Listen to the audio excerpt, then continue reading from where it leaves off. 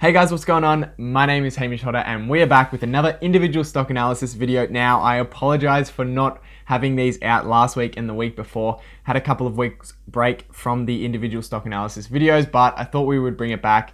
And of course, as well, I haven't done an ASX individual stock analysis for a very, very long time. So I thought I would do that in this video. Today, we're going to be having a look at Aristocrat Leisure, which is a stock on the Australian Stock Exchange, of course. And as per usual in these videos, we're going to start off with a business overview, what the company is, how do they make their money. Then we're going to jump into the economic moat of the business. Does it have some kind of long-term competitive advantage over the other businesses in its industry? Then we're going to have a look at the management effectiveness. Does our management team have skill and integrity? And then of course, we're going to have a look at that value matrix. What kind of return can we expect to get if investing at the current stock price? And last of all, we're going to do an intrinsic valuation and come to a buy, hold, or sell decision for this stock. Just before we get started, I need to say that I am not a financial advisor and I'm certainly not your financial advisor. So everything here is just for entertainment and educational purposes only. I don't know your personal circumstances. So if you are going to be making any financial investments, please do your own research and consult a financial advisor. Also, please subscribe if you enjoy these videos. Take a lot of work to put together, especially the individual analysis videos. So make sure you become a subscriber and hit that notification bell, because apparently becoming a subscriber doesn't mean anything anymore. You have to hit that notification bell in order to get notified when I'm posting. But for now, let's jump into it. All right, so let's start off with that company overview. What is Aristocrat Leisure? How do they make their money? And what kind of business do they operate? So essentially, they're an Australian gambling machine manufacturer out of Sydney. And this company was founded in 1963 and it first launched on the Australian Stock Exchange. It went public in 1996. Their main products that they manufacture are those notorious pokie machines or slot machines for everyone else out there. I'm not sure if everyone else calls them pokie machines or if that's just an Australian thing. I really don't know. Let me know down in the comment section below. But that's the main products that they produce, these slot machines, these gaming machines. But they also make some other kinds of digital gambling machines that are placed in casinos and pubs and pretty much anywhere that it's legal to gamble. Aristocrat is a massive company in Australia as well. They have a market cap just under 19 billion. They currently have a PE ratio of 37 and they do pay a dividend. They pay a dividend yield of about 1.3% at the current time. So let's now talk about this economic moat. So basically what I mean by an economic moat is, do we think this company has any kind of long-term characteristics about it that give it a long-term competitive advantage and ensures that it's going to thrive in its industry? And I like to break this section down into two parts. I first like to look at the qualitative moat, so to see if there's some kind of characteristic or quality about the business that I can personally identify and see that there's some kind of moat there. And then of course we need to go and have a look at a quantitative moat.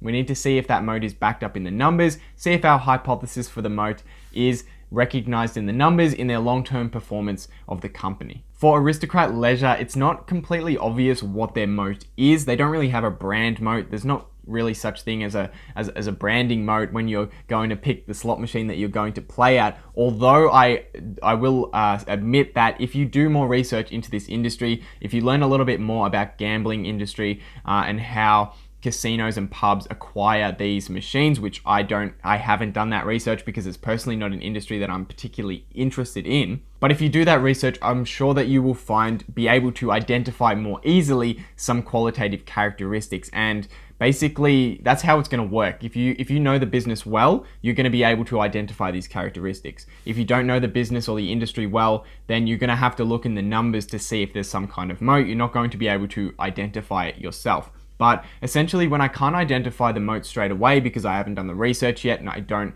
have the full picture of the industry, what I like to do is I like to see what kind of market share the company has in their industry and see if they dominate the industry. Like, for example, is my biggest investment Thor Industries. It wasn't completely obvious to me if they had a moat straight out because I didn't know much about the industry back when I started to learn what it was about. But I looked into the market share and I noticed that they had over 50% market share in the United States, which meant that not only were they the leader in the United States, they were actually the global leader. And that just straight away gives them a massive advantage over smaller businesses who are trying to compete with them because of a thing called the economies of scale. So if you have a massive business, it can be easier to manufacture things cheaply, and especially if you're a smaller business, it can be really hard to get into an industry, especially like a caravan industry, And you can imagine that there's industries where if you're a massive company, it's a lot easier to sustain yourself rather than if you're a smaller company coming into the industry. Anyway, but back to Aristocrat Leisure. So in terms of Australian revenue, they did about 430 million in revenue from Australian slot machines, from selling machines to Australian casinos and pubs and that sort of thing. And that only makes up about 3.5% of the revenue generated by gambling machines in Australia. So they have a very, very small market share in that respect, and I would say that it would be very similar in the United States. And I kind of anticipated that because I anticipate that there are a lot of companies out there manufacturing these gaming machines, and that there isn't too much difference between them. It's probably very hard to stand out as a gambling machine manufacturer. So in terms of a qualitative moat, I really don't think I can identify one. But of course, let's go and have a look at the numbers. Let's do our quantitative analysis to see if their performance shows us that they have a moat, because sometimes it's not easy to identify, but the most important part is to see it backed up in the numbers. So as you can see from Aristocrat, their numbers have been outstanding over the long term. And just so you're aware, I have added EBITDA, which is earnings before interest, tax, depreciation and amortization. And the only reason I've done that is because somewhere in the last few years, I think it was 2012, they changed the period in which they do their financial accounting. So there was 1 year where the EPS was only for 9 months, and there wasn't a 12-month number for 2012. So I just used the EBITDA to sort of work around that. But as you can see, the EPS and EBITDA growth has been very similar, which is to be expected because they're both earnings numbers. But if we look over the long term, sales growth just under 10%, earnings per share growth 15%, equity growth 25%, and free cash flow growth over 30%, which are all stunning numbers. And looking at the graph, we can see that they have been growing over time, and they did start to slow down this year, but essentially all of those numbers are easily above 10%, which does tell us that there is some kind of moat there. And whether or not it continues to have that moat will come down to our knowledge of the industry. How well do we know the industry, and how businesses operate in that industry?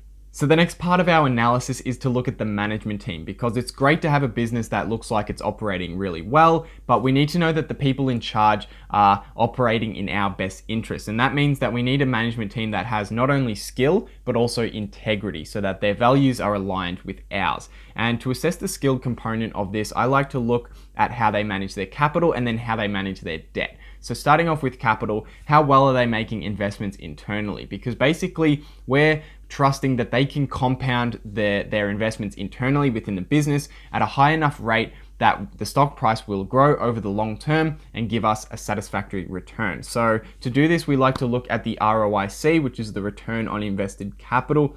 And essentially, I like to look at it over a 5-year period and a 1-year period to see what their sort of long-term average has been at investing, and then see what they've done in the past year. And I like to see both of these numbers above 10%. So as you can see, the 5-year ROIC is 13.5%, which is above the 10%, and that's really strong. And then in the last year, they've done over 22%. So their ROIC, their internal investments, are very, very good. Then we need to look at the debt management. We want to make sure that we're not investing in a company that has out of control debt obligations, that has debt just piling and piling up, especially where we are in the economic cycle. It's a very delicate time for companies that have a lot of debt.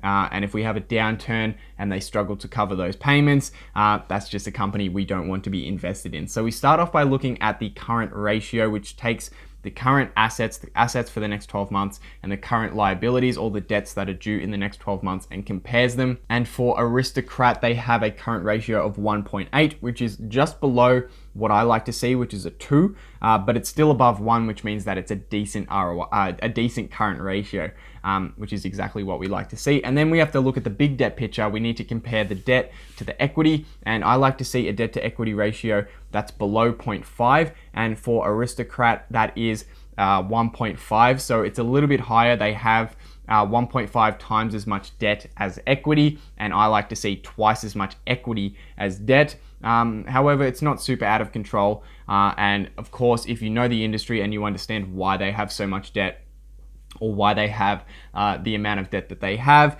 then it can be completely understandable. But these are things we like to see, and we like to be, they're kind of like red flags. So if we see that they have quite a lot of debt, it just means that we want to have a bit of a deeper look into that company and into their debt and understand why that is. It's not necessarily that we can't invest in that company. It's just that we need to do a little bit more research. So that brings us to the value matrix, which is my way of displaying what kind of return we can expect to get out of a stock over a 10-year or a 5-year period. So let's jump over to my laptop and let's have a look at the value matrix. All right, so this is the value matrix, and on the side, we've just inputted a little bit of data. We've got the price at the moment, which at the time of recording this is just under $29 per share. The trailing 12-month EPS, which is 79 cents. I believe that's still the trailing 12 months EPS.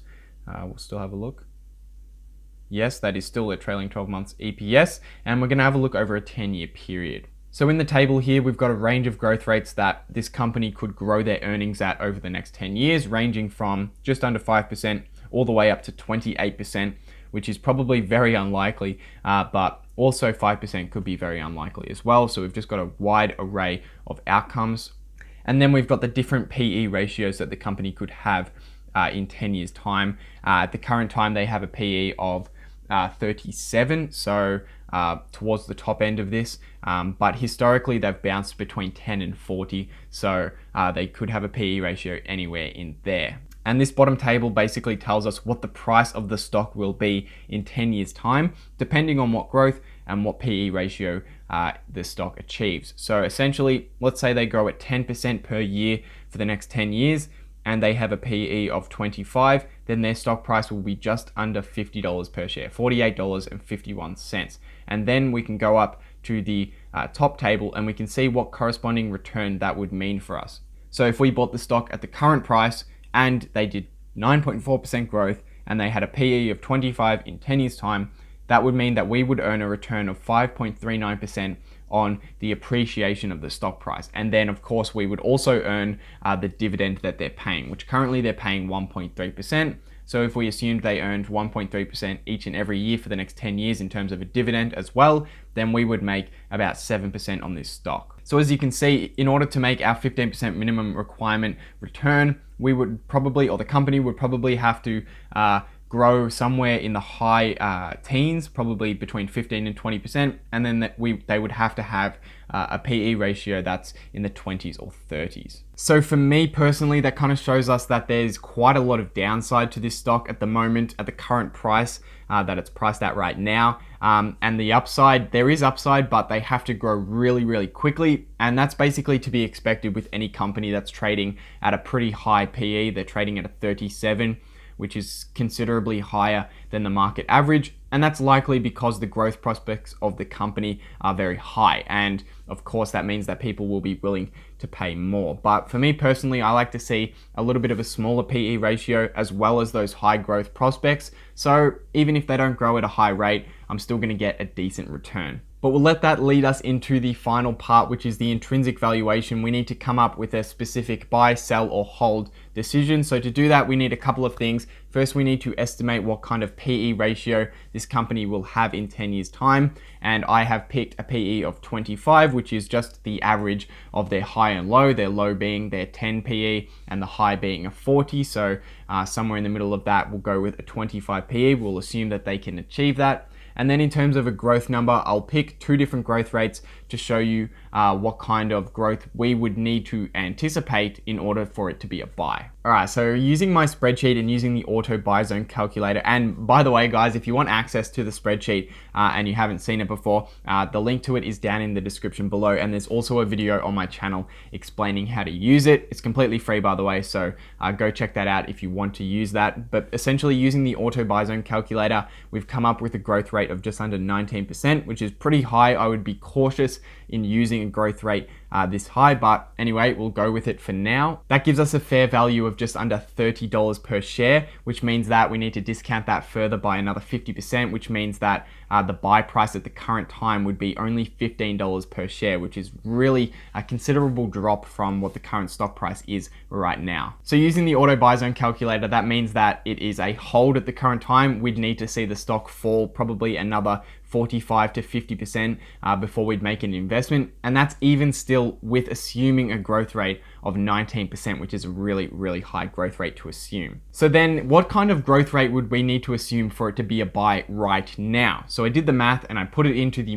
manual buy zone calculator, and essentially the growth rate is 27%. So we would need to assume that they can grow at 27% each and every year for the next 10 years for it to be a buy at the current price, for the buy price to be about $30 per share. So there you go. That's Aristocrat Leisure. You can see that it's a very interesting company. I think they've performed really, really well over the past 10 years, but at the current price, they're just priced at a premium. They're priced to perfection. And as you can see, they would need to grow at somewhere between 20 to 30% per year for the next 10 years for it to be a buy and for us to get our 15% return over the next 10 years. I hope you guys enjoyed this one, and let me know what stocks you want to see next week in next week's stock analysis. I'm going to try and do these every single week again. I apologize again for the last couple of weeks where I didn't have them, but they will be back every single week, and we might even be starting to do a couple every single week. We will see if I have the time to do it, but leave a like if you enjoyed the video and let me know your thoughts down in the comments section below. Subscribe if you haven't already, hit that notification bell so you get notified every time that I'm posting. But for now, I'll see you in the next one, guys.